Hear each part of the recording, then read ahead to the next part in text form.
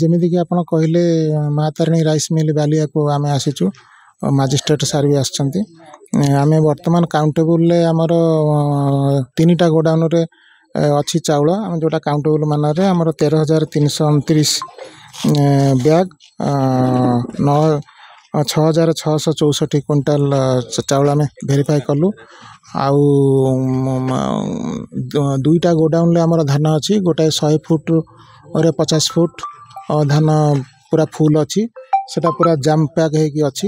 ଆଉ ଗୋଟେ ବଡ଼ 100 ଫୁଟରେ ପ୍ରାୟ 100 ଫୁଟ ଆଉ ଗୋଟେ ଧାନ ଅଛି।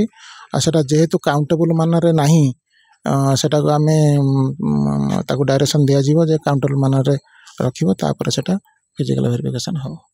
ସାର୍ ଆପଣ ଅନୁମାନ କ'ଣ କରୁଛନ୍ତି, ଯାହା ମଣ୍ଡିରୁ ଧାନ ଉଠାଇଥିବ ନା ଆଉ ବାହାରୁ କ'ଣ ଧାନ କୋଉଠି ଆସିଥିବ? ନାଇଁ ସେମିତି ତ ଅନୁମାନ କରିବାର କୌଣସି ଇଏ ନାହିଁ। ଆମେ କେବଳ ଧାନ ଚାଉଳର ଫିଜିକାଲ ଭେରିଫିକେସନ୍ କରିବୁ। ଏ ଯେଉଁ ଧାନ ଅଛି ତ ଲିଗାଲି ନା ଇଲିଗାଲି? ନାଇଁ ଧାନ ଯାହା ସବୁ ଲିଗାଲି। ଆମର ମିଲରେ ଗୋଦାମରେ ଯେଉଁ ଧାନ ଅଛି ତାକୁ ଇଲିଗାଲ କେମିତି ଆମେ କହିବା?